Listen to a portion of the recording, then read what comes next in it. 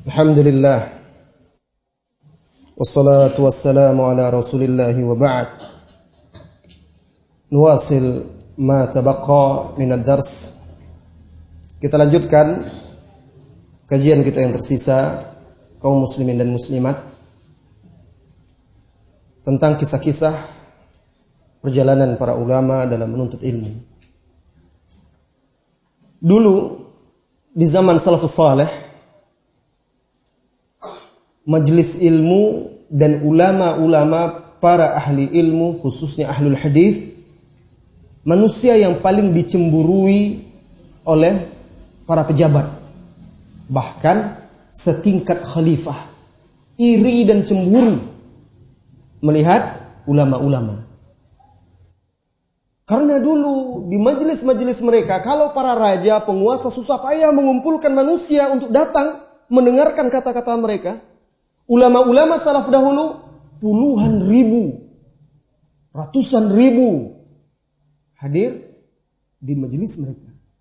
Padahal jumlah manusia ketika itu, kaum mukmin maksudnya orang-orang Islam, lebih sedikit daripada jumlah orang Islam di zaman sekarang.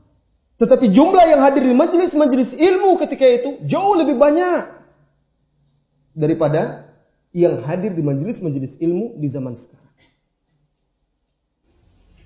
Karena di zaman itu manusia mencintai ilmu. Nah, di majelis Al-Imam Sulaiman bin Harb, beliau wafat 224 Hijriyah.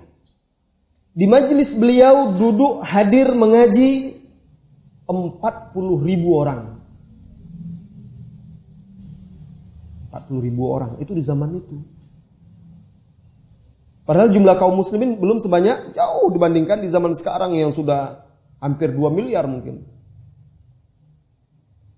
Abu Hatim Ar-Razi berkata, Sulaiman bin Harb, imamun minal a'immah, kana la yudallis wa yatakallamu fil rijal wa fil fiqh, ma ra'aitu fi yadihi kitaban qattun. Subhanallah. Apa kata Abu Hatim? Sulaiman bin Harb itu adalah seorang imam, salah seorang imam dari imam-imam kaum muslimin. Dan dia itu tidak melakukan tadlis. Tadlis itu semacam sejenis pemalsuan. Nah, bukan pemalsuan hadis tidak, tetapi menyamarkan, menutup-nutupi. Nah, kalau perawi, ada perawi-perawi itu dia thiqah, tetapi dia terkadang melakukan tadlis.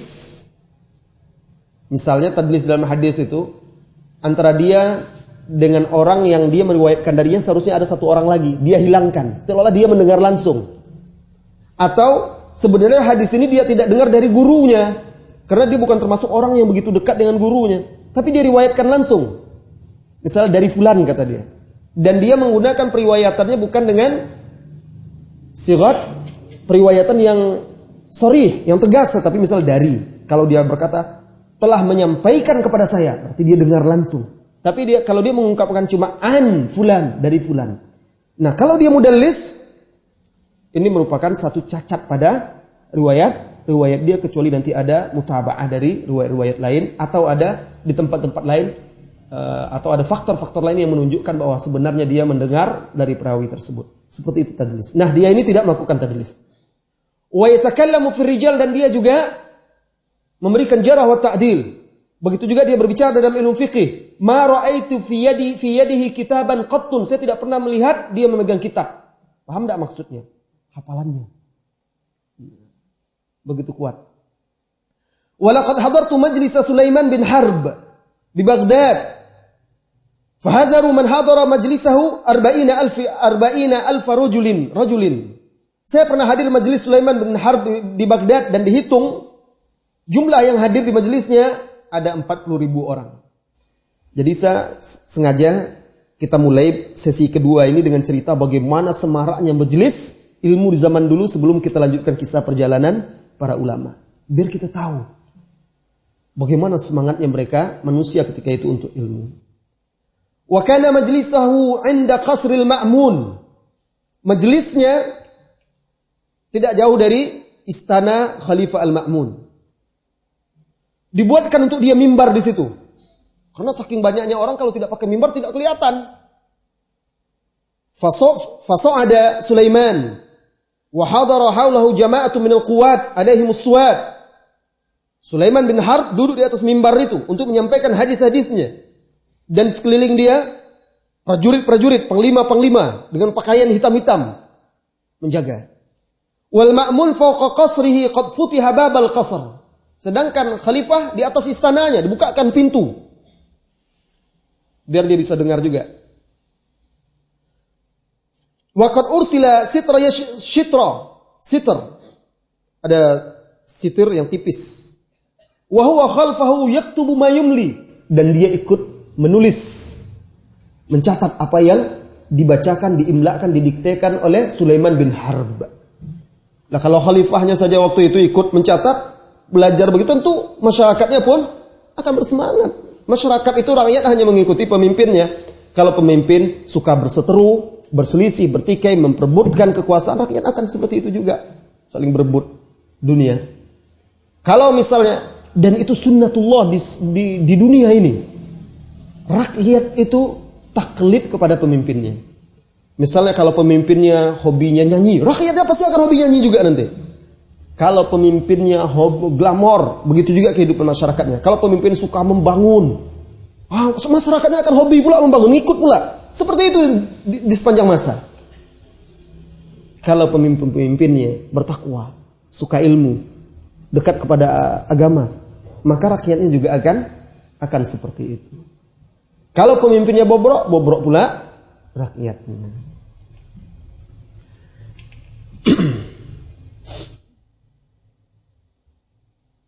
Fasu'ila awwala syai'in haditha Haushab bin Aqil. Jadi duduk di atas mimbar, lalu pertanyaan yang pertama diajukan kepada dia adalah tentang hadis Haushab bin Aqil. Dan setiap kali dia menyampaikan berkata, qala haddatsana Haushab bin Aqil. Semuanya yang di belakang-belakang, la nasma, kami tidak dengar, saking banyaknya orang.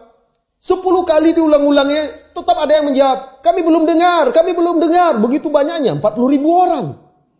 Belum pakai mic waktu itu. Akhirnya diulang-ulang oleh mustamli. Mustamli itu orang yang menyampaikan suara. Jadi kalau dulu itu pengganti mic, nanti setiap berapa jarak ada orang yang menyampaikan suaranya, menyambung ke belakang. Nah, diulang-ulang oleh mustamlinya, ditambah lagi mustamli lagi, 2 orang. Ditambah lagi yang menyampaikan suaranya, 3 orang. Manusia masih juga mengatakan, kami belum dengar. Padahal sudah 3 orang yang menyampaikan, estafet menyampaikan suara dari sang imam. Akhirnya, kalau begini caranya, kita harus datangkan Harun al-Mustamli. Harun al-Mustamli terkenal suaranya besar dan bergema, terdengar dari jarak yang jauh. Maka didatangkanlah dia Harun al-Mustamli ini. Al-Mustamli artinya yang menyampaikan apa yang diimla'kan oleh al-imam. Falamma hadar qal man dzakarta? Siapa yang kau sebutkan? Mulailah Sulaiman bin Harb menyampaikan hadisnya, diikuti oleh Harun. Ternyata suaranya seperti petir, kata orang itu. Sehingga semuanya diam, tidak ada lagi yang berkata kami tidak dengar. Wa qa'ada al-mustamlun kulluhum, dan seluruh orang yang menyampaikan suara itu duduk akhirnya. Tidak perlu, cukup 1 orang itu saja. 40.000 orang, 1 orang yang menyampaikan bagaimana suaranya itu. Fastamla Harun wa kana la yus'al an hadits illa haddatha min hifdhihi wa su'ila an hadits fath Makkah fa haddathana bihi min hifdhihi fa qumna min majlisi fa atayna Affan fa qala ma haddathakum Abu Ayyub wa idha huwa yu'azzimuhu. Dan Harun al-Mustamli ini tidak ditanya tentang suatu hadis, melainkan dia menyampaikan dengan hafalannya. Ternyata dia kuat juga hafalannya. Apa yang dia dengar langsung disampaikannya. Tidak perlu mencatat juga. Dan begitu seterusnya. Ini majelis Sulaiman bin Harb rahimahullah, hadir 40.000 orang. Adapun Imam Ja'far bin Muhammad al-Firyabi, hadir di majelisnya 15.000 juru tulis. 15.000 juru tulis. Apa kata Ibnu Adi, sahibu kitab Al-Kamil? Ra'aitu majlis al-Firyabi yuhdharu fihi khamsatu asyara alfi mahbarah wa kunna nahtaju an nabita fi mawdi'il majlis linattakhidha min al-ghad mawdi'a majlis. Ajib. Perhatikan apa kata dia? Kata Ibnu Adi, saya telah hadir majelisnya Al-Firyabi, dihitung di situ ada 15.000 pencatat. Dan kami yang hadir terpaksa harus menginap di tempat kami duduk, biar besoknya kami bisa dapat tempat di situ lagi. Maksudnya apa? Begitu semangatnya mereka nggak mau, mereka nanti saya duduk di belakang aja gampang. Kalau di belakang ya samar-samar dengarnya. Kalau di depan dia akan jelas dengarnya. Makanya mereka terpaksa menginap di tempat itu. Bayangkan. Tidak pergi kemana-mana, nginap. Kalau mereka pergi, habis tempat itu. Sudah diisi oleh orang. Begitu semangat mereka menuntut ilmu. Sampai menginap di tempat itu. Bayangkan. Sulitnya untuk apa? Menuntut ilmu. Kalau kita bayangkan bagaimana semaraknya, subhanallah, semaraknya majelis ilmu ketika itu. Dan jangan bayangkan yang hadir anak-anak, itu orang-orang dewasa semua itu. Sebagian mereka juga sudah tua-tua, begitu semangatnya mereka untuk menuntut ilmu. Harusnya ini menjadi cambuk dan cemeti bagi kita juga, bersemangat untuk menuntut ilmu, duduk di majelis ilmu, dan tidak merasa bosan serta jemu. Asim bin Ali wafat pada tahun 221 Hijriah. Kalau Firyabi tadi tahun 301. Asim bin Ali wafat tahun 221 Hijriah. Lebih dari 100.000 orang hadir di majelisnya. Lebih dari 100.000 orang. Al-Ijli berkata, Asim bin Ali bin Asim al-Wasiti, syahidtu majlisa Asim. Aku hadir, kata Ijli, di majelisnya Asim. Huziru man syahidahu dhalikal yaum sittina wa mi'ah alf. 160.000. Aku hadir di majelisnya dan dihitung hari itu orang yang hadir di majelis itu 160.000. Dan dia ini adalah wakana siqatan fil hadis. Dan dia adalah seorang yang siqah di dalam hadis. Masya Allah. Dan banyak lagi. Ada majelis Abu Muslim Al-Qudji 292 Hijriah wafatnya. Lebih dari 40.000 orang juga. Dan dikatakan di situ di majelisnya, kana fi majlisihi sab'atu mustamlin. Di majelisnya ada 7 orang mustamli yang menyampaikan suaranya. Yuballighu kullu wahidin minhum sahibahu alladhi yalih. Secara estafet mereka menyampaikan 7 orang itu suaranya, apa yang dikatakan oleh sang imam. Wa kataban nasu anhu qiyaman bi aidihim al-mahabir. Dan manusia berdiri mencatat. Wa kataban nasu anhu, dan manusia mencatat ilmu itu dari Imam Abu Muslim Al-Qudji ini dengan berdiri. Qiyaman bi aidihim al-mahabir. Di tangan mereka pena dan tinta, siap semuanya mencatat. Luar biasa, berdiri mencatat. Sementara belum seperti kita ini. Kalau sekarang dulu penanya harus celup dulu. Kalau sekarang enak catat. Kalau salah tinggal ada coret atau tipu, ada apa segala macam itu, tip X itu, selesai semuanya. Tapi kita malas-malas ya. Kalau dulu mereka catat sambil berdiri. Bayangkan bagaimana semangat mereka untuk mencatat ilmu itu.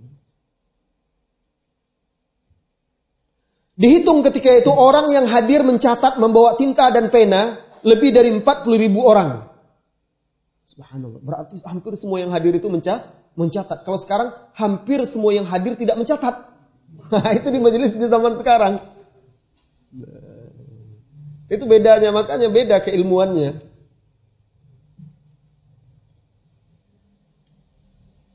Dan kisah ini dinyatakan sanadnya sahih oleh Imam Az-Zahabi. Apa kata Ibnu Muflih? Fasal tentang fi makanati huffadzil hadits wa iqbalil uluf ala majalisihim wa hasadil khulafa lahum. Jadi Imam Ibnu Muflih membuat satu fasal tentang kedudukan ulama-ulama hadis dan ribuan manusia berbondong-bondong datang ke majelis mereka serta para khalifah cemburu kepada mereka. Jadi mudah-mudahan ini menjadi motivasi bagi kita untuk berlomba-lomba memakmurkan majelis ilmu, karena itu adalah salah satu tanda-tanda kebaikan kita. Kembali ke kisah kita tentang perjalanan ulama menuntut ilmu. Kita beri judul Ikan Ibnu Abi Hatim. Apa cerita ikan ini? Kok ada pula kisah perjalanan ulama, kok judulnya ikan pula? Ikannya Imam Ibnu Abi Hatim Ar-Razi. Kisahnya dengarkan. Ali bin Ahmad Al-Khawarizmi menuturkan, aku mendengar Abdurrahman Ibnu Abi Hatim bercerita, la yustata'ul ilmu birahatil jasadi. Apa kata Ibnu Abi Hatim Ar-Razi? Ilmu tidak akan bisa diraih dengan badan yang senang, bersenang-senang. Roha itu kan rehat, artinya bersantai-santai. Ilmu tidak akan bisa diraih dengan bersantai. Harus dengan susah payah. Ingin mendapatkan mutiara yang berharga, harus susah payah menyelam ke dalam lautan. Ingin sampai ke puncak gunung, harus susah payah mendaki lereng-lereng. Ingin meraih ilmu, harus rela pula bersusah payah, berkorban untuk menuntutnya. Apa kata beliau? Dulu di masa menuntut ilmu, kami 7 bulan berada di Mesir. Mereka belajar di Mesir waktu itu. Selama 7 bulan berada di Mesir, kami tidak pernah merasakan makan marokoh, sop atau sesuatu yang berkuah. Marokoh itu kayak sop. Wadzalika, kenapa mereka tidak bisa makan selama 7 bulan, tidak merasakan sop atau sejenis makanan yang berkuah itu? Wadzalika, itu disebabkan kunna naghdu bil ghadawat ila majlisi ba'di syuyukh. Karena pagi-pagi kami harus sudah berangkat ke majlis sebagian syekh. Pagi-pagi sudah berangkat untuk menuntut ilmu. Wa waqtu zuhri ila majlisin akhar. Setelah zuhur nanti kami harus pergi pula ke majlis guru yang lainnya. Wa waqtul asri ila majlisin akhar. Setelah asar ada majlis lainnya lagi. Ini full day ini. Belajarnya ini. Full, 1 harian itu. Jadi tidak sempat ngapa-ngapain mereka. Wa thumma bil lail lin nasakh wal mu'aradah. Kemudian malam hari kami mencatat ulang lin nasakh wal mu'aradah, dan membandingkan tulisan catatan kami satu dengan yang lainnya. Mereka kan rombongan kawan-kawan yang menuntut ilmu. Lihat. Jadi bukan asal saja, kadang-kadang kan begini masalahnya. Kenapa?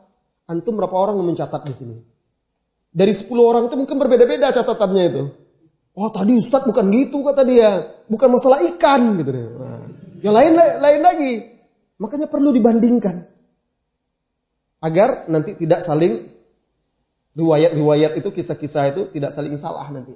Nah para ulama ternyata begitu dulu mereka menuntut ilmu. Malam mereka mengulang catatannya, naskah ulang, kemudian mereka bandingkan dengan catatan kawan-kawannya. Sehingga bobat kitab mereka terjaga. Falam natafarragh nuslihu syai'an. Sehingga kami tidak punya waktu kosong untuk berbuat apapun. Subhanallah. Dari pagi sampai malam, dan begitu selama 7 bulan. Belajar, fokus. Tidak ada ngapain. Tidak ada main futsal. Gak sempat lagi main futsal. Mau kapan main futsalnya itu? Bukan tidak boleh, tetapi sekadar, sesuai dengan kadar pengorbanan Anda untuk belajar, sesuai itu pula lah hasil yang Anda tuai. Sedikit pengorbanan, sedikit pula yang dapat. Semakin banyak berkorban untuk ilmu, semakin besar buah yang dia petik. Kita lanjutkan kisahnya. Wa kana ma'i rafiqun Khurasani. Dan bersamaku ada seorang teman dari Khurasan. Asma'u fi kitabihi wa sami'a fi kitabi. Kami saling membandingkan hasil catatan. Aku mendengar apa yang dia tulis dalam kitabnya, dan dia juga mendengar apa yang ada di dalam kitabku. Fama aktub la yaktub wa ma yaktub la aktub. Terkadang apa yang aku tulis tidak ada dia tulis. Yang dia tulis tidak ada aku tulis. Makanya mereka saling membandingkan. Ini yang seperti saya jelaskan tadi. Faghadawna yawman ila majlisi ba'di syuyukh. Suatu hari, suatu pagi, kami pergi untuk menghadiri majlis salah seorang syekh. Qalu huwa alim. Sampai di sana, lalu kami dapat kabar syekh sakit. Nah, biasa seperti itu. Kadang-kadang kan orang sekarang, wah, udah capek-capek datang ke sini, enggak ada lagi kajian ini. Ustadznya enggak ngasih tahu. Kalau dia jauh hari sudah tahu akan sakit, pasti dikasih tahunya. Atau ada halangan, pasti dikasih tahunya. Tapi kan halangan itu kadang-kadang tiba-tiba datangnya. Nah, ini yang seperti saya jelaskan tadi. Wa kana ma'i rafiqun Khurasani. Dan bersamaku ada seorang teman dari Khurasan. Asma'u fi kitabihi wa sami'a fi kitabi. Kami saling membandingkan hasil catatan. Aku mendengar apa yang dia tulis dalam kitabnya, dan dia juga mendengar apa yang ada di dalam kitabku. Famaa aktub la yaktub wa ma yaktub la aktub. Terkadang apa yang aku tulis tidak ada dia tulis. Yang dia tulis tidak ada aku tulis. Makanya mereka saling membandingkan. Kalau gini malas saya ke kajian ini. Orang yang seperti itu tidak akan dapat ilmu. Walaupun Anda ternyata datang ke pengajian, ustadznya berhalangan, Anda tidak akan kurang apa-apa. Anda tetap mendapat pahala sesuai dengan niat Anda ketika keluar dari rumah. Ya, seseorang itu mendapatkan sesuai dengan niatnya. Itu kan ada dalam hadis yang antum pelajari di Arba'in Nawawiyah. Innamal a'malu binniyat wa innamal likulli imri'in ma nawa. Jadi tidak sia-sia, tidak usah menggerutu, tidak usah ini. Sakit gurunya. Akhirnya mereka pulang karena tidak ada kajian. Faraja'na fara'aina fi tariqina hutan yakunu bi Misr yushaqqu jawfahu fayakhruju minhu asfar. Di jalan pulang kami melihat ikan yang dijual. Sudah lama tidak makan ikan ini. Sekarang kan libur, syekhnya tidak ada sampai zuhur ini. Kesempatan ini. Ikan, dan itu di Mesir biasanya dibelah ikan itu, lalu dikeluarkan dari perutnya kuning, telurnya mungkin. Wah, kan enak itu, ikan ada telurnya itu. Fa'ujibna, lalu kami menjadi suka. Akhirnya mereka beli. Falamma sirna ilal manzil, sampai kami ke rumah ternyata sudah habis waktu. Hadara waktul majlis ba'da syuyukh, datang waktu kajian pelajaran untuk syekh yang lain. Falam yumkinuna islahahu, sehingga kami tidak mungkin untuk memasaknya, ditinggalnya di rumah ikan tersebut. Wa madayna ilal majlis falam nazal hatta ata alaihi 3 ayyam kada an yataghayyar fa akalnahu nayya. Lalu akhirnya kami berangkat ke syekh, begitu sampai malam, pulang dah sibuk pula. Besok begitu juga. Sampai 3 hari kami tidak sempat ngapa-ngapain dengan ikan itu. 3 hari tidak sempat masak karena habis waktunya untuk belajar. Fataghayyara, sudah mulai berubah ikan itu. Akhirnya fa'akalnahu nayyan, terpaksa kami makan mentah-mentah. Allahu Akbar. Bayangkan nanti. Bukan karena mereka tidak pandai masak, bukan karena apa-apa. Tidak ada waktu itu mereka dapatkan lagi. Kalau nunggu masak dulu ketinggalan mereka. Mereka aja kadang harus menginap di majelis itu supaya dapat majelis. Beda dengan kita. Makan dulu. Makan sih. Apa-apa. Makan dulu. Gampang nanti. Kan ada rekamannya. Gitu malah gitu. Gak apa-apa, terlambat dikit gak apa-apa. Nanti ujung-ujung pas tanya jawab. Makan. Mereka gak mau. Kehilangan ilmu hanya karena seekor ikan. Nah, akhirnya mereka makan mentah-mentah. Subhanallah. Lalu ditanyakan kepada mereka, lima la tu'tunahu liman yushawwih wa yuslihahu. Kenapa tidak kalian berikan kepada orang yang bisa memanggangnya atau memasaknya? Min aina kana lana faragh. Dari mana kami punya waktu? Jangankan untuk memberikan, tidak sempat lagi pulang dari pagi sampai sore itu majelis saja. Malam sudah sibuk mencatat dan segala macamnya, tidak sempat lagi. Nah, begitu akhirnya dengan besarnya pengorbanan mereka itu, mereka merasakan hasilnya. Bahkan sebagian ulama dahulu sampai akhirnya pernah berhari-hari tidak makan, habis bekal. Nah, ini dengarkan kisah ini. Kisah dari ayah Ibnu Abi Hatim itu. Abu Hatim Ar-Razi. Barangkali antum pernah dengar nama tersebut, imam yang terkenal. Qala Ibnu Abi Hatim bercerita, sami'tu abi yaqul, aku mendengar ayahku bercerita, baqitu bil Basra fi sana 14 wa 200. 8 ashhur. Kata ayahnya, Abu Hatim Ar-Razi, saya pernah menetap di Basrah pada tahun 214 Hijriyah selama 8 bulan untuk belajar. Wa kana fi nafsi an uqima sana. Aku ketika itu berniat sebenarnya untuk bermukim selama 1 tahun. Fanqata'a nafaqati. Setelah sampai 8 bulan, habis nafkahnya sudah. Tidak ada lagi apa-apa. Faja'altu abi'u thiyaba badani syai'an ba'da syai'in hatta baqitu bila nafaqah. Habis harta udah 8 bulan ini. Mulailah aku menjual pakaianku satu persatu. Dijual untuk biaya hidup dia, menuntut ilmu di sana. Sampai akhirnya tidak ada lagi yang bisa dijual. Baqitu bila nafaqah. Tinggallah aku tanpa memiliki apa-apa lagi. Wa madaitu atufu ma'a sadiqin li ila al-masyikhah wa asma'u minhum ila al-masa'. Dan aku terus walaupun tidak punya nafkah lagi, aku terus pergi bersama temanku mendatangi syekh sampai malam. Masa itu petang, tapi petang di sini sudah malam. Fansarafa rafiqi, setelah malam, selesai hadir dari pagi sampai malam di majelis syuyukh, guru-guru, lalu temanku pulang dan aku pulang ke rumah kosong. Raja'tu ila baitin khalin, pergi aku ke rumah yang kosong. Dia tidak mau pula mengeluh kepada temannya, saya sudah kehabisan bekal, tidak mau. Faja'altu ashrabul ma'a minal ju'. Aku pun meminum air untuk menahan lapar. Tidak ada lagi bisa makan, cuma minum air aja lagi. Tidak ada duit untuk beli makanan. Kalau gitu pulang aja lah. Pulang lagi ke rumah ibu. Enak. Dia menuntut ilmu ini. Tidak mau rugi. Dia tahan itu. Suma asbahtu minal ghad wa ghada alayya rafiqi. Besok paginya temanku datang lagi lalu mengajakku dan aku pergi bersamanya untuk mendengarkan hadis dalam keadaan sangat lapar. Hari kedua dia merasakan lapar. Fansarafa anni wa saraftu jayan, lalu malam hari dia pulang, aku pun pulang dalam keadaan lapar. Falamma kana minal ghad ghada alayya, hari yang ketiga dia datang lagi. Hari ketiga ini. Ayo, mari kita pergi belajar. Apa kata Abu Hatim? Ana dhaif, la yumkinuni. Aku lemah sekali. Aku tidak sanggup lagi berjalan. Kaget temannya nih, ada apa? Madza bika? Ada apa denganmu? Qultu la aktumuka. Aku tidak akan sembunyikan amri, rahasiaku. Qad madha yaumani ma ta'amtu fihi ma syai'an. 2 hari berlalu aku tidak ada sedikit pun makan. Bayangkan. Tapi dia tidak mau cari utangan, cari pinjaman, cari apa. Tetap dia sabar aja. Nah, apa kata temannya? Dan di sinilah kesetia kawanan, ukhuwah, mahabbah.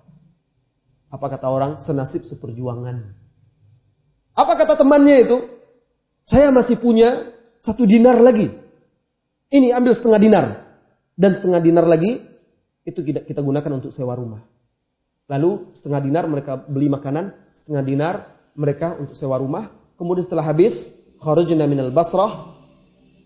Kemudian kami pun keluar dari Basrah.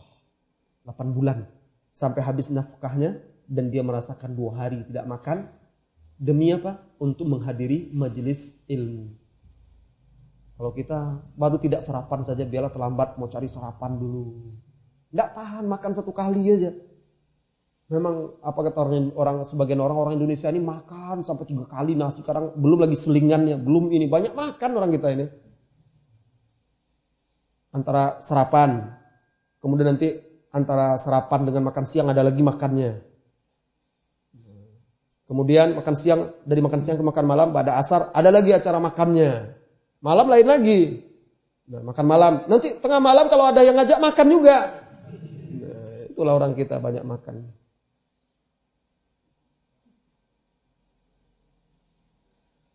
Pernah dia, Abu Hatim ini bercerita, tahun pertama aku pergi menuntut ilmu, aku bermukim di tempatku menuntut ilmu selama 7 tahun. Dan aku hitung jarak yang aku tempuh untuk belajar dengan kedua kakiku ini, bukan dengan sepeda motor. Dengan kedua kakiku ini lebih dari 1000 farsah. Saya tidak tahu farsah itu berapa, bisa cari nanti di internet ukurannya. Tapi itu jauh sekali.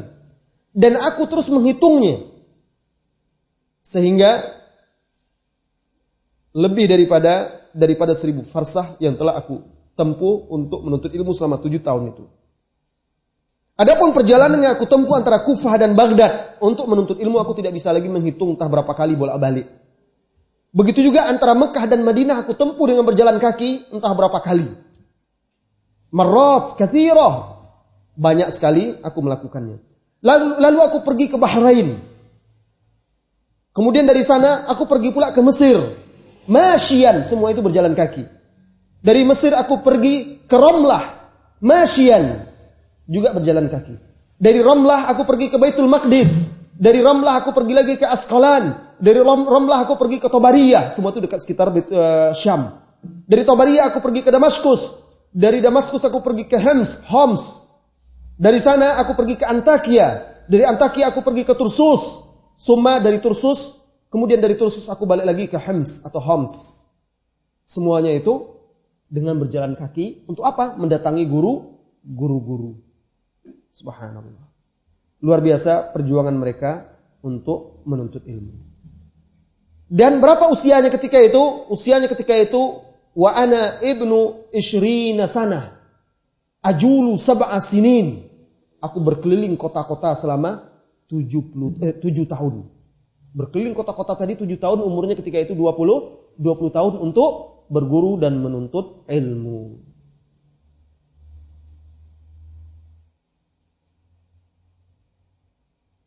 Saudara-saudari kaum muslimin dan muslimat yang semoga senantiasa dirahmati dan diberkahi oleh Allah Subhanahu wa taala. Begitu beratnya perjalanan mereka yang mereka tempuh, semua itu dalam rangka untuk menjaga hadis-hadis Rasulullah sallallahu alaihi wasallam. Karena itu para ulama-ulama ahlul hadis memiliki kedudukan yang luar biasa. Terakhir saya kisahkan bagaimana menakjubkannya ulama ahli hadis. Ada seorang pujangga yang terkenal, penyair, sastrawan, namanya Abul Fadl Al-Hamadani. Abul Fadl Al-Hamadani ini saking cerdasnya dia, jarang orang seperti dia, digelari dia Badi'uz Zaman. Artinya Badi, orang yang jarang ada satu-satunya di zaman dia. Datanglah Abul Fadl ini ke kota Naisabur. Di Naisabur ada salah seorang imam ahli hadis yang terkenal, pengarang kitab Al-Mustadrak. Siapa? Imam Al-Hakim. Kan ada Rawahul Hakim fil Mustadrak. Ya, diriwayatkan oleh Al-Hakim dalam Mustadrak ala syart Syaikhan misalnya. Menurut syarat Syaikhan Bukhari dan Muslim, walam yukhrijah, tetapi tidak dikeluarkannya. Sering seperti itu kita dengar. Dan disetujui oleh Imam Adz-Dzahabi. Nah, itu dia imamnya.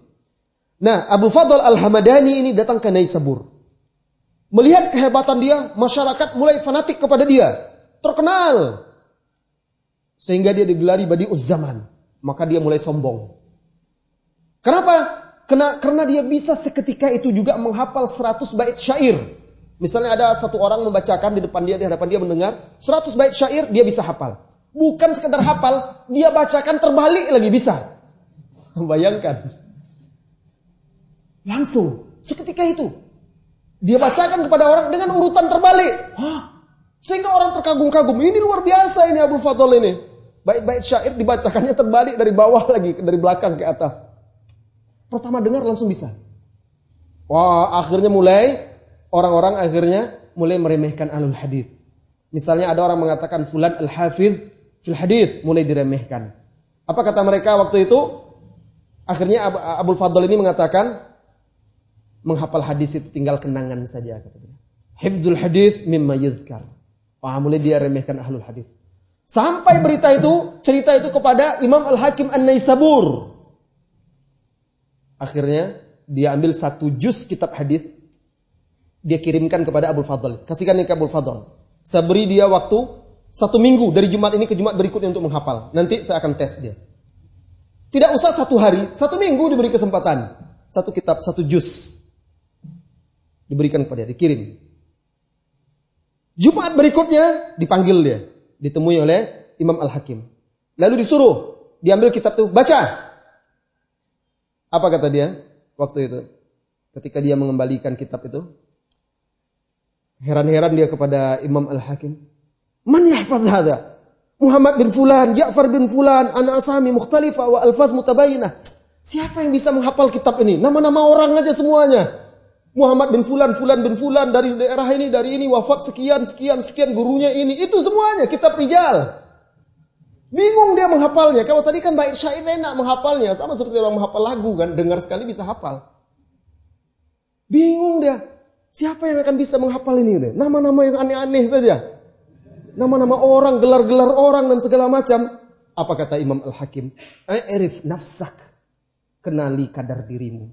Wa'alam ketahuilah. Anna hifdhu hadha adyaq mimma anta fihi. Ketahui, menghafal yang ada di kitab ini, yang dihafal oleh ulama ahli hadis, jauh lebih berat daripada engkau menghafal bait-bait syair itu. Akhirnya dia terdiam. Baru dia tahu bagaimana hebatnya ulama ahli hadis.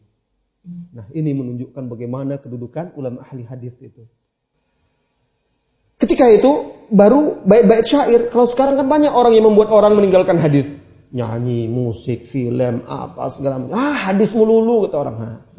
Tapi juga tidak ada lagi orang seperti imam-imam dulu, makanya orang meremehkan ya. Tidak ada lagi yang datang hafal, menguasai. Susah. Sedikit yang seperti itu.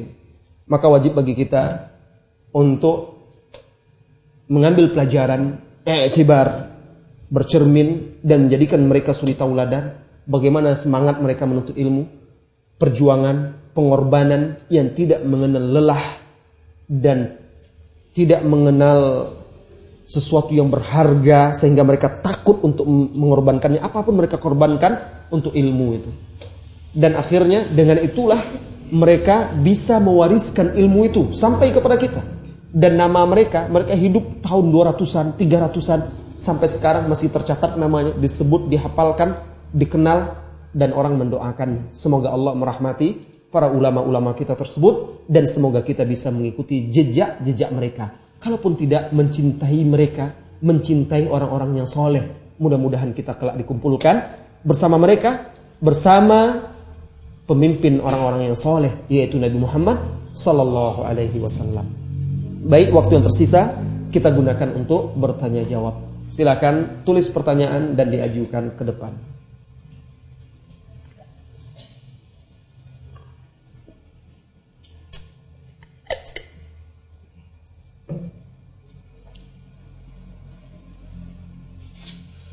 Ini sengaja saya ringkas-ringkas ya, karena waktu kita terbatas.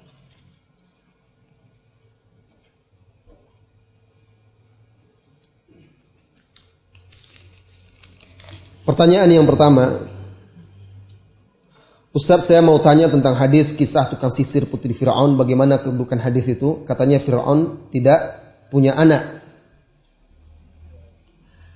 Tentang kisah Masyitoh itu, penyisir rambut itu, memang sebagian ulama atau para ulama ahli hadis berbeda pendapat tentang kedudukan hadis tersebut.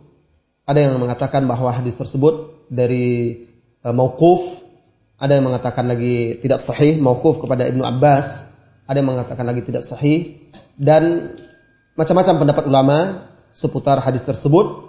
Adapun mengenai Firaun, apakah dia punya anak atau tidak, saya tidak tahu apakah dia punya anak atau tidak. Karena Firaun ini kan gelar. Perlu diketahui Fir'aun ini bukan nama untuk satu orang. Itu gelar untuk raja-raja Fir'aun. Jadi dia bukan satu orang raja. Dan kita tidak tahu itu raja yang mana. Nah, apakah semua Fir'aun tidak punya anak? Itu juga tidak bisa kita katakan seperti itu. Nah, ya. Jadi saya tidak tahu apakah dia punya anak atau tidaknya. Allahu a'lam bishawab.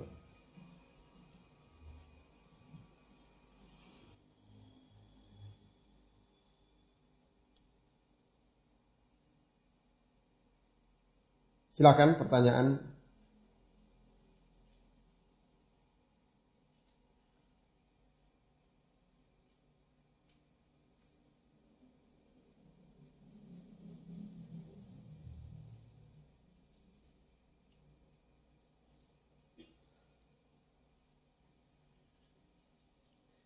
Jadi sambil menunggu pertanyaan, saya sampaikan beberapa kesimpulan.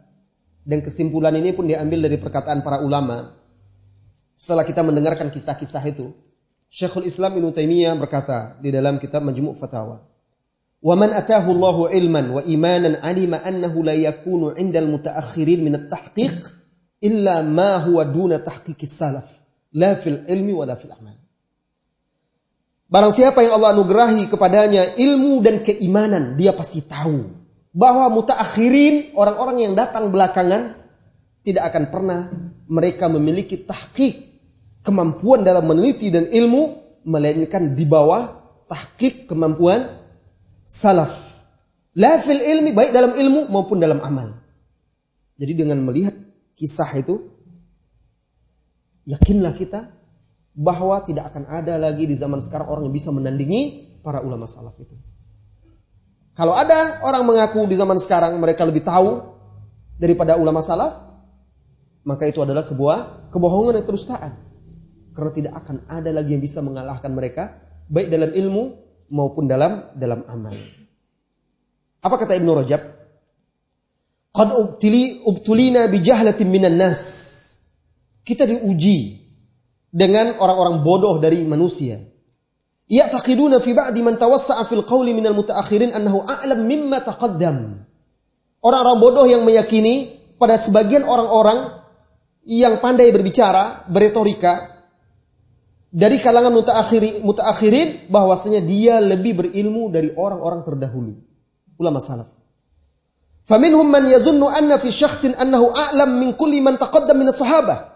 Ada pula yang mengira bahwa seseorang itu ada yang lebih tahu daripada semua salafus saleh yang terdahulu, baik dari kalangan sahabat ataupun generasi sesudahnya, karena banyak tulisan dan pandainya dia menjelaskan.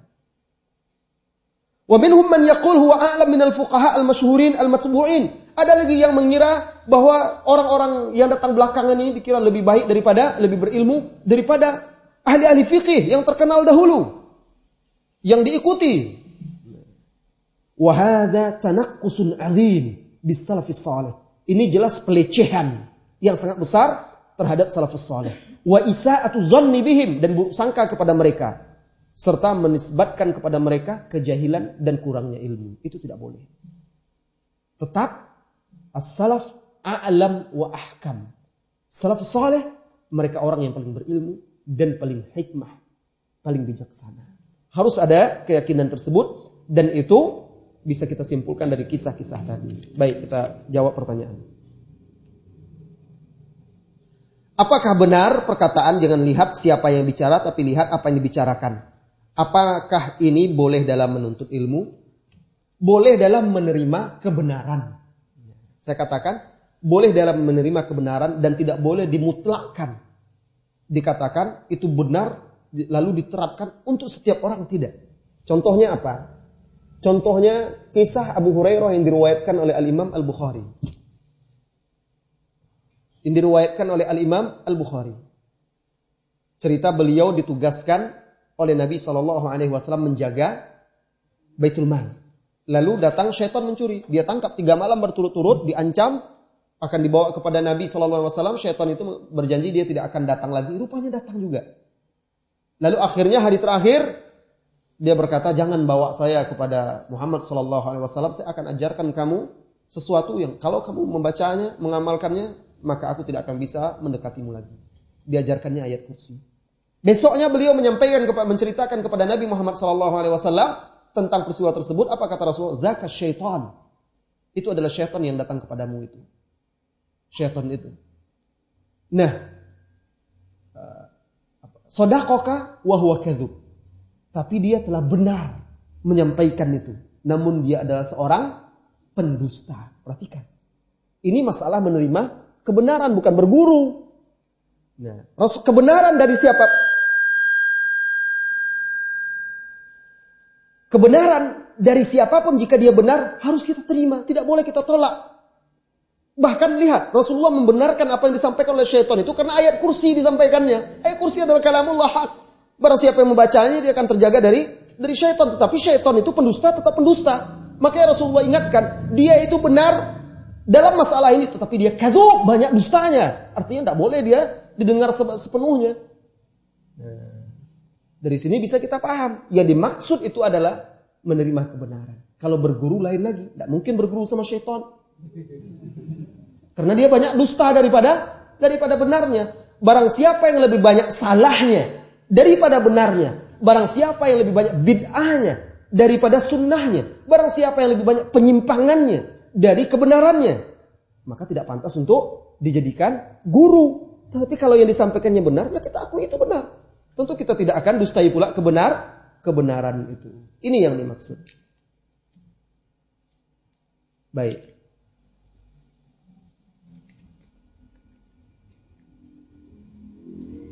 Bagaimana hadis tentang mengazani dan mengiqomahi bayi yang baru lahir? Apakah hadis itu dapat dipercaya? Bagaimana kita menyikapinya?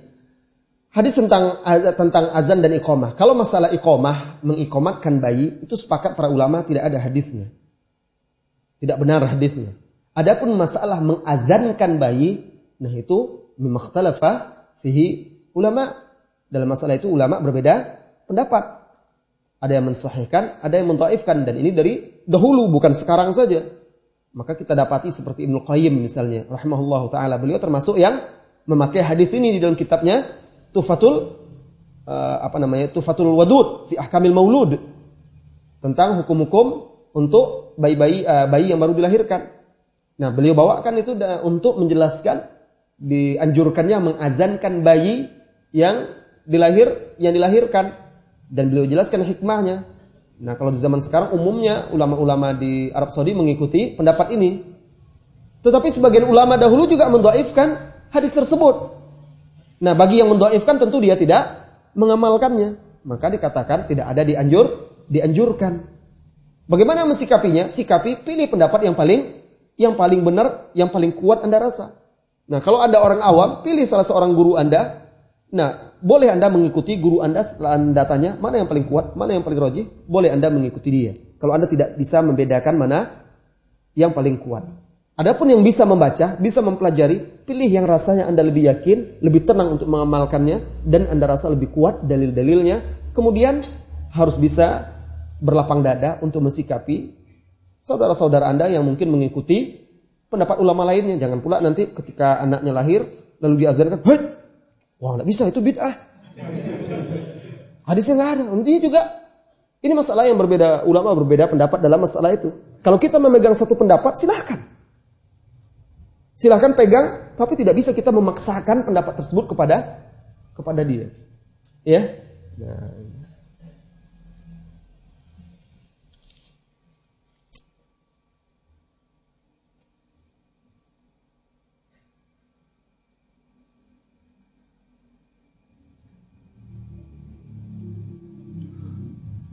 Ustadz, tahzir itu sebenarnya apa?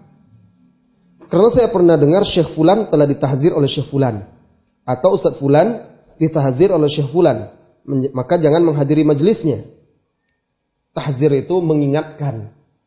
Nah, lantas apa yang harus saya lakukan?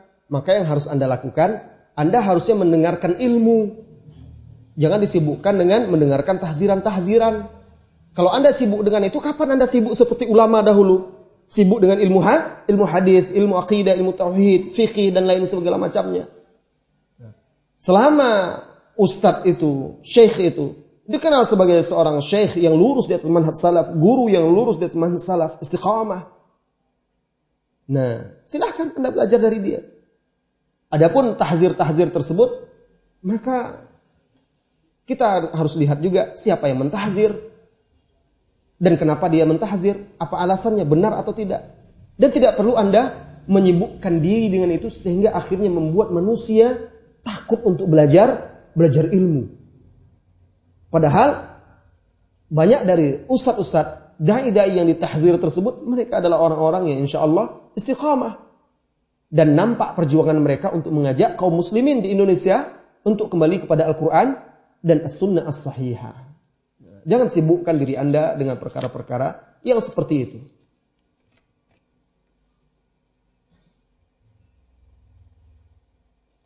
Ustadz, apa nasihat Ustadz untuk kami yang senantiasa tersibukkan dengan gelimangnya dunia? Karena Anda hidup di dunia, wajar itu. Anda mau tersibukkan dari apa lagi? Jadi datang seorang sahabat kepada Rasulullah sallallahu alaihi wasallam. "Halaktu ya Rasulullah. Hanzalah. Halaka Hanzalah ya Rasulullah." Celaka Hanzalah ya Rasulullah, binasa dia. Kenapa? Kata Rasulullah, "Kami kalau duduk bersamamu ya Rasulullah, maka kami kuat keimanan kami. Seolah pokoknya surga saja. Tapi ketika kami pulang ke rumah, kami bermain dengan anak kami, dengan istri kami dan segala macam. Kami kembali ke dunia kami." Apa kata Rasulullah sallallahu alaihi wasallam? "Ya Hanzalah, as-sa'ah, as-sa'ah, as-sa'ah." Maksudnya apa? Wahai Hanzalah, ada saatnya belajar, mendekatkan diri kepada Allah. Ada saatnya kita hidup di dunia kita pula, dengan keluarga, anak istri kita, mencari nafkah. Kita harus bisa mendudukkan masalah itu, memberikan porsinya sesuai dengannya, memberikan hak itu kepada yang berhak. Jadi jangan terlalu Anda melihat buruk diri Anda. Saya kok ini ya, bergelimang dengan dunia. Anda akan bekerja mencari nafkah. Tanpa itu nanti Anda kelaparan juga. Anda tidak sekuat Abu Hatim Ar-Razi yang bisa lapar sampai 2 hari tidak makan. Anda tidak bisa. Keimanan Anda jauh dari dia. Anda tidak bisa seperti anaknya yang makan ikan mentah-mentah. Anda harus bekerja mencari nafkah, makan yang enak. tidak apa-apa. Dan niatkan itu untuk apa? Niatkan itu untuk menguatkan diri Anda menjalankan tugas Anda sebagai hamba Allah, menegakkan ubudiyah dengan mentauhidkannya.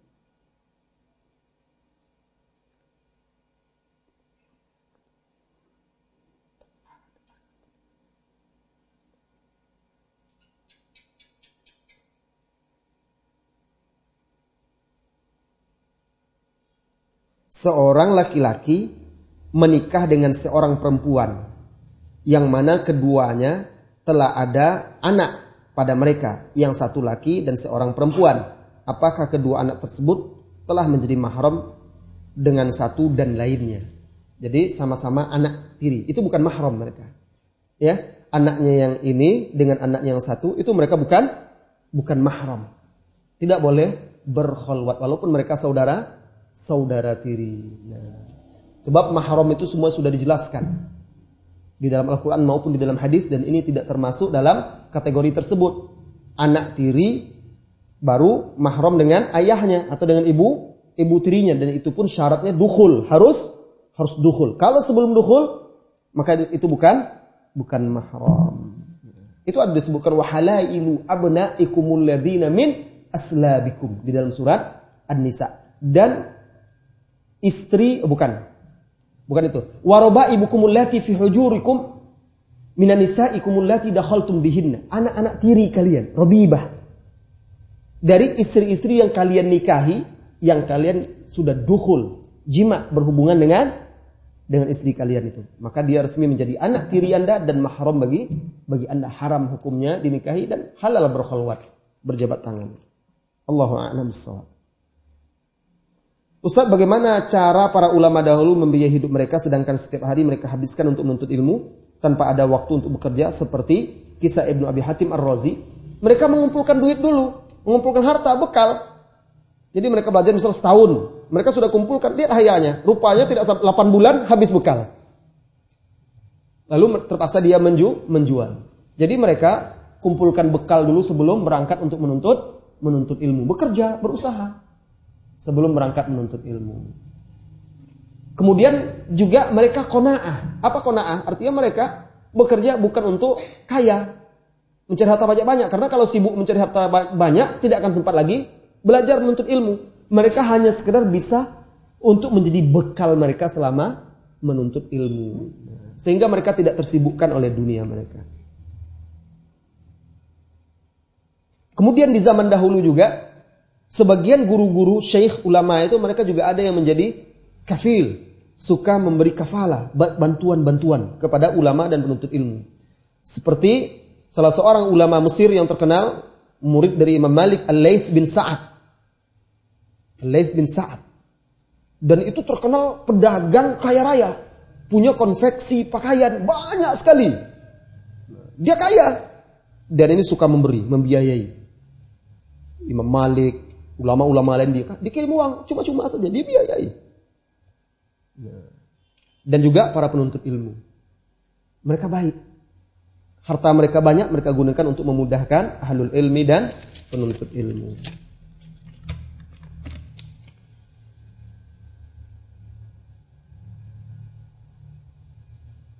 Bagaimana sikap kita setelah mendengar kisah ini? Apakah sebagai penuntut ilmu yang baik kita harus menderita seperti mereka? Badan kita punya hak untuk istirahat.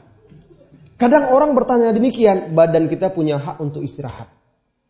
Anehnya orang terhadap ilmu dia katakan gitu, kita kan punya hak untuk istirahat. Padahal waktu dia dihabiskan bukan untuk istirahat. Sibuk dengan HP, sibuk dengan komputer, sibuk dengan teman-teman, sibuk dengan urusan-urusan yang tidak menentu dan tidak ada hasilnya. Dia katakan kalau menuntut ilmu, kita kan harus punya waktu istirahat juga. Diri kita punya hak. Padahal dia tidak pernah memberikan hak untuk dirinya yang sewajarnya. Tidur sampai larut malam. Ngapain? Menuntut ilmu, belajar, mengulang. Bukan. Untuk apa? Menghabiskan waktu dengan handphonenya. Dia katakan kalau menuntut ilmu, nggak bisa seperti itu, berlebihan menderita seperti itu. Kita kan punya hak. Ya akhi. Kita tidak mengajak antum untuk seperti mereka, karena kita tidak akan sanggup. Tetapi yang kita ambil itu semangat mereka itu terapkan dalam hidup kita sesuai dengan kemampuan kita dan kondisi kita. Sehingga hargailah ilmu itu. Hargai ilmu itu, hargai majelis itu, dan bersungguh-sungguh untuk belajar itu. Maka Anda akan mendapatkan hasilnya. Sebagaimana yang saya katakan tadi, Anda rela menderita untuk dunia Anda. La ilaha illallah. Tetapi kadang kita sering berburuk sangka terhadap agama kita. Lalu kita berbaik sangka terhadap diri kita. Ini naifnya kita. Coba lihat, kita bandingkan. Anda yang punya anak misalnya, sedang tidur malam hari, lalu tiba-tiba istri Anda kaget dan membangunkan Anda. Bangun, kenapa? Anak kita susah, cepat bawa ke dokter. Panas tinggi. Anda tidak peduli lagi mau ngantuk, mau apa dan segala macam. Langsung bawa anak Anda pergi ke dokter. Tidak peduli. Sampai Anda tidak tidur, duduk dengan dia. Lalu akhirnya setelah anak itu tenang, kembali lagi Anda bawa ke rumah. Obat sudah selesai. Kemudian Anda tidurkan dia. Anda sudah tidak tidur semalaman karena menjaga dia. Datang waktu sholat. Berat Anda. Malas rasanya. Duh, capek. Nanti ajalah, kan ini darurat, ini anak sakit. Manusia sering seperti itu. Lihat kadar cinta kita kepada Allah dan kepada Rasulnya, itulah Sallallahu Alaihi Wasallam yang membuat kita, yang membedakan siapa sebenarnya orang-orang yang benar dan siapa yang tidak. Kan kita sering seperti itu. Kita tidak menyadari dan tidak mengambil ibrah di situ. Giliran kita katakan kita menunaikan hak ini, tapi hak yang sebenarnya hak Allah kita lalaikan. Kita tuntut hak diri kita. Sementara hak yang lebih wajib, yang untuknya kita diciptakan, kita lupakan. Sama seperti itu juga. Tapi kita tidak pernah berpikir. Kita selalu berburuk sangka kepada agama, menganggap nanti itu mengurangi hak kita, dan kita berbaik sangka pada diri kita. Nah, harus kita introspeksi dan mengoreksi diri kita.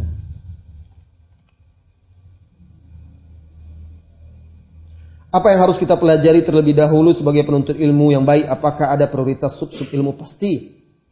Dan itu sudah diajarkan oleh Rasulullah Sallallahu Alaihi Wasallam. Prioritas ilmu itu, yang pertama yang Anda wajibkan, yang Anda pelajari adalah, yang wajib Anda pelajari sebagai penuntut ilmu, yang pertama Anda mulai adalah yang akan menyelamatkan Anda dari neraka, yaitu tauhid, mengenal Allah. Kewajiban pertama atas seorang hamba itu adalah ma'rifatullah bitauhidi, mengenal Allah dengan tauhidnya. Maka yang pertama harus Anda pelajari adalah masalah tauhid dan akidah. Bahkan banyak penuntut ilmu, rajin dia belajar, bagus, rajin menuntut ilmu, tetapi ada yang kurang. Dia kurang paham masalah akidah, masalah tauhid. Akhirnya dia labil, goyah. Kalau bukan syubhat yang menggoyahkan dia, syahwat yang akan mudah menggoyahkan dia. Karena tauhid itu adalah pondasi. Apa kata Imam Ibnu Qayyim Al-Jauziyah? La yastaqimul jasad illa iza istaqama al-qalb. Jasad Anda tidak akan istiqamah kecuali hati Anda istiqamah. Wa la yastaqimul qalbu illa ala tauhid. Tidak akan istiqamah hati itu kecuali di atas tauhid. Rasulullah Sallallahu Alaihi Wasallam tatkala mengutus Mu'adz bin Jabal ke Yaman, tentu mengajarkan orang ini, mengajak orang masuk Islam, tentu orang itu harus belajar. Apa yang pertama diajarkan?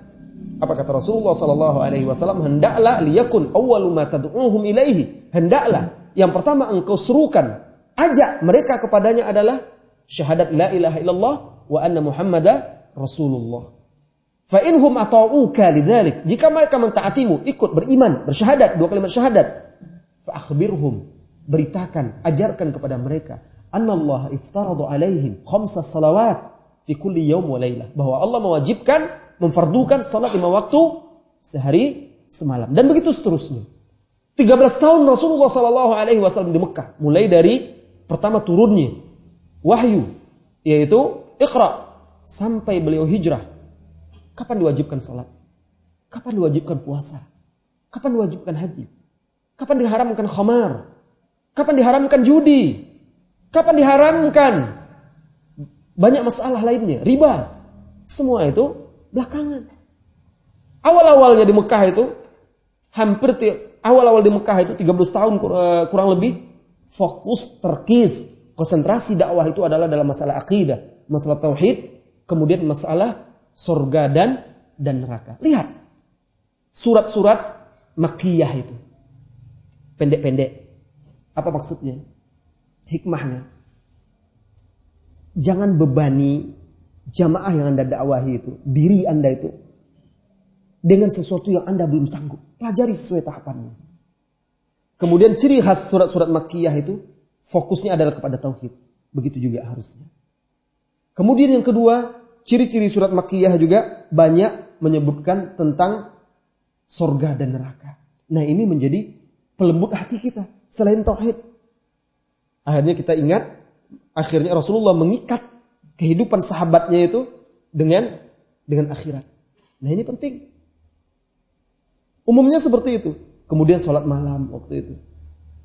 Nah, bukan berarti kita fokus akidah saja lalu tidak belajar yang lainnya. Bukan. Yang lainnya juga kita belajar. Tapi kita fokuskan, kita konsentrasikan, titik beratkan di awal-awal menuntut ilmu itu untuk belajar tauhid dan akidah.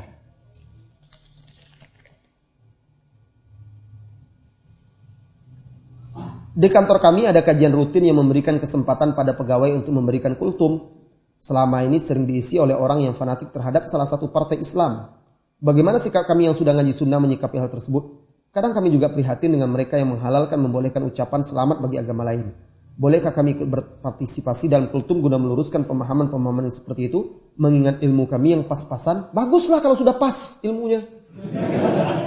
Harusnya antum sudah tampil kalau sudah pas. Mau yang gimana lagi? Yang pas-pasan itu yang paling bagus. Iya. Nah, tidak mengapa, akhi, saudaraku, Anda ikut di situ, maksudnya ikut di sini, ikut menyampaikan kultum juga. Niat Anda tadi untuk meluruskan pemahaman-pemahaman yang keliru itu. Tetapi tetap kultum Anda itu sesuai dengan batas-batas kemampuan Anda. Makanya misalnya Anda mengambil dari kitab-kitab para ulama yang sudah diterjemahkan, ada itu kultum-kultum itu. Atau dari majalah-majalah, tulisan-tulisan ustadz kita yang sudah kita yakini referensinya jelas. Anda tinggal membacakan saja atau menghafalkan. Anda tinggal sampaikan. Anda ringkas. Anda ambil di situ poin-poinnya. Anda tinggal sampaikan. Anda sudah belajar kok. Dalilnya ada. Jelas referensinya dan rujukannya. Tidak apa-apa.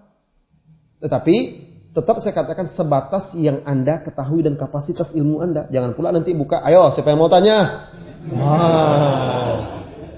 Atau sudah selesai datang bertanya, gimana ini. Wah, sibuk pula menjawab. Itu nanti hati-hati, sudah keluar nanti dari jalurnya. Berfatwa lain lagi, punya kaedah-kaedah yang harus dipahami dan dipelajari. Nah, setiap orang berada di batas di mana setiap orang memiliki amanah, tanggung jawab terhadap Islam sesuai dengan kemampuan dan posisi dia.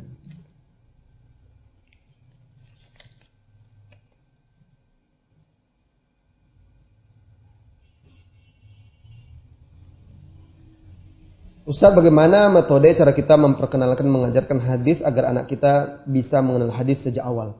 Itu paling enak, paling mudah. Karena anak-anak itu dia paling mudah mengingat. Salah satu caranya sekarang Anda bisa belikan MP3 untuk dia. Isi di situ hadis-hadis, bacakan hadis atau rekaman hadis-hadis ada terjemahannya. Begitu juga Al-Qur'an di dalam itu. Jadi dia berikan kepada disibu dia dengar Al-Qur'an, dengar hadis, sering menghidupkan di rumah. Dia sering dengar, anak-anak kalau kecil dia suka ngulang-ulang, didengarnya diulang-ulangnya. Nah, daripada dia mengulang-ulang film kartun dan lain segala macamnya, ini dia salah satunya caranya. Kemudian diajak dia duduk bersama dia sekali seminggu misalnya, bacakan hadis yang pendek, singkat, pilih hadis-hadis yang enak didengar dia, bacakan, ikut dia membaca. Misalnya Anda baca, qala an-nabiyyu sallallahu alaihi wasallam, ikut, ayo. Saya bacanya belum bisa, Ustaz. Nah, itulah Anda belajar. Sekali seminggu aja supaya tidak terbebani mereka. Beri mereka hadiah untuk memberi mereka semangat. Nah, jadi mereka bersemangat, beri hadiahnya, pelajaran. Besok ada kuisnya minggu depan. Nah, kemarin hadis tentang apa? Tentang ini. Apa pelajarannya? Coba ini, dapat hadiah. Jadi enak kan? Tidak usah tiap hari bosan dia nanti. Sekali seminggu aja cukup. Insya Allah mereka nanti akan suka dan cinta.